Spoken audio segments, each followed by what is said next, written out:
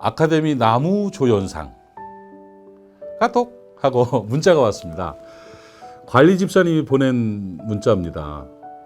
목사님, 대학 부실에 냉난방기 설치 완료했습니다 하는 문자와 함께 에어컨 사진을 보내오셨습니다. 뭔 일인가 싶습니다. 대학 부실에 냉난방기를 설치하는 것에 대해서 저는 한 번도 들었거나 결정을 한 기억이 없습니다.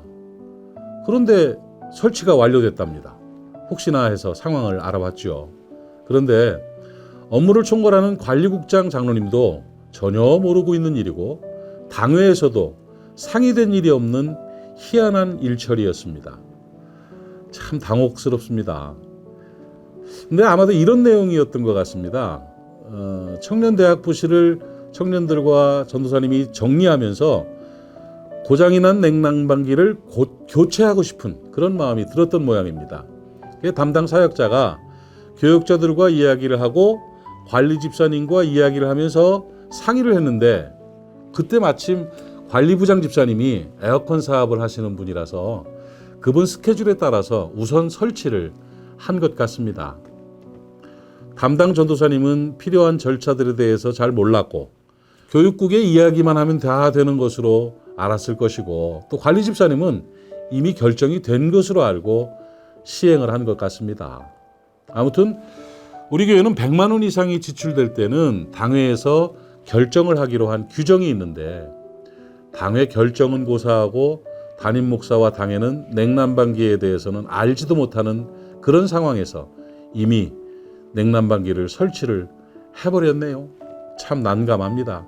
물론 고의적인 것은 아니었지만 담임 목사나 관리국장에게 한마디 상의도 없이 또 보고나 결제의 절차를 무시하고 알지도 못하는 일이 진행된 것이 무척 마음이 상했습니다. 업무를 담당하고 또 책임 있는 관리국장인 이 장로님도 속이 많이 상하신 것 같습니다. 정말 이럴 때는 어떻게 해야 하는지 저 자신도 고민이 됩니다. 일단 교역자들을 모아서 상황을 들어봤습니다. 근데 상황을 들어봤지만 그 잘 몰랐다는 사과 답변밖에는 뾰족한 답이 나오지를 않았습니다. 사실 나도 나지만 관리국장 장로님의 마음이 상한 것이 마음이 더 쓰였습니다. 그래서 고민을 하다가 최선의 절차는 이미 지나갔기 때문에 차선의 절차를 선택해야 한다는 마음의 결정을 했습니다. 어차피 그런 상황입니다. 이 장로님을 만났습니다.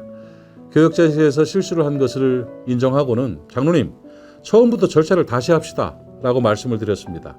어차피 냉난방기는 설치되었고 절차는 무너졌는데 절차를 그냥 처음부터 다시 진행하자는 그런 말씀을 드렸습니다. 장로님이 흔쾌히 그럽시다 하고 이해해 주셨습니다.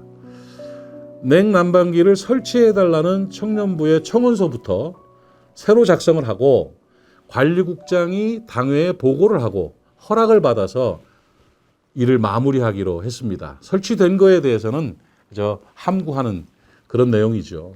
당회가 시작되었습니다. 장로님들도 몇 분은 이미 이 일을 알고 계셨을 것입니다. 관리국장님이 보고를 합니다. 청년대학부에서 냉난방기를 설치해달라고 요청합니다. 고장이 나서 쓸 수가 없습니다. 새로 냉난방기를 설치해줬으면 좋겠습니다. 이렇게 말했습니다. 이미 설치된 냉장고에 관해서는 이 장로님이 한마디도 언급이 없었습니다. 담임 목사도 관리국장도 당회원들 모두가 처음 듣는 이야기처럼 상의를 하고는 이내 허락을 하고 결정을 했습니다. 아마도 평안을 위한 사랑의 절제가 있었던 것 같습니다. 우리 장로님들 연기력이요, 아카데미 나무 조연상 급입니다.